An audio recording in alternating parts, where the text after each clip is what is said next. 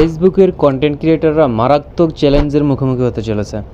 ফেসবুকের মূল প্রতিষ্ঠান মেটা সম্প্রতি ঘোষণা দিয়েছে, সেখানে দেখা যাচ্ছে বাংলাদেশের অধিকাংশ কন্টেন্ট ক্রিয়েটর এই নতুন নীতির বাইরে গেলেই ঝরে পড়বে।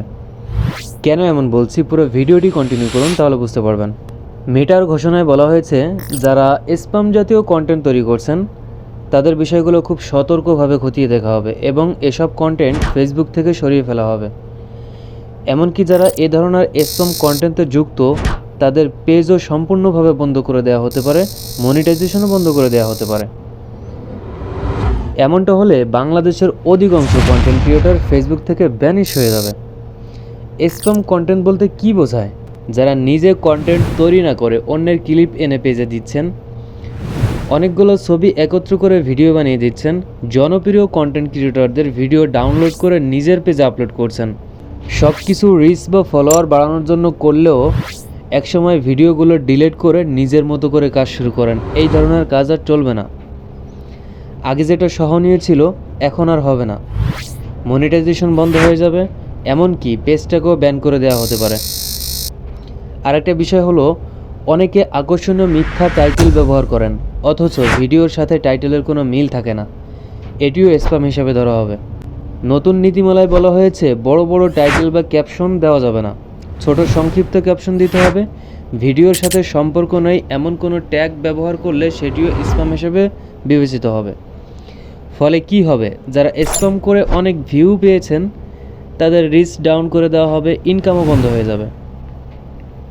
আরেক শ্রেণীর লোক আছেন, আপনি হয়তোবা একজন জনপ্রিয় কন্টেন্ট ক্রিয়েটর, আপনার পোস্টে এসে অনেকে কমেন্ট করে, ফলো করলে ফলো পাবেন, অথবা আপনি যদি মুসলমান হন তাহলে আমিন লিখুন। এই ধরনের কমেন্টগুলো এখন স্প্যাম হিসেবে ধরা হবে এবং কঠোর ব্যবস্থা নেওয়া হবে। মেটার পুরানো একটা পলিসি ফিরিয়ে আনতে যাচ্ছে। আগে যেভাবে কন্টেন্ট সাজেস্ট করা হতো সেটা আবার ফিরিয়ে আনা হবে, অর্থাৎ আপনি যেটাতে আগ্রহী কেবল সেটাই দেখানো হবে, অনাগ্রহী কন্টেন্ট আপনার সামনে আর আসবে না। এই পরিবর্তনে যাদের ক্ষতি হবে, যেমন ধরুন খেতে যাচ্ছি, ঘুমোতে যাচ্ছি, আমার বউ এটা করছে ওটা করছে, এই টাইপের কন্টেন্টের দর্শক কমে যাবে। আরেক শ্রেণীর কন্টেন্ট ক্রিয়েটর আছেন, যারা যা পাচ্ছেন তাই নিয়ে ভিডিও বানিয়ে ফেলছেন।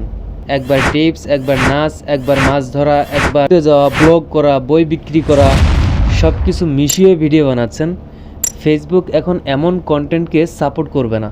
ফেসবুক চায় অথেন্টিক ক্রিয়েটর, যারা একটি নির্দিষ্ট বিষয় নিয়ে ধারাবাহিকভাবে কাজ করেন।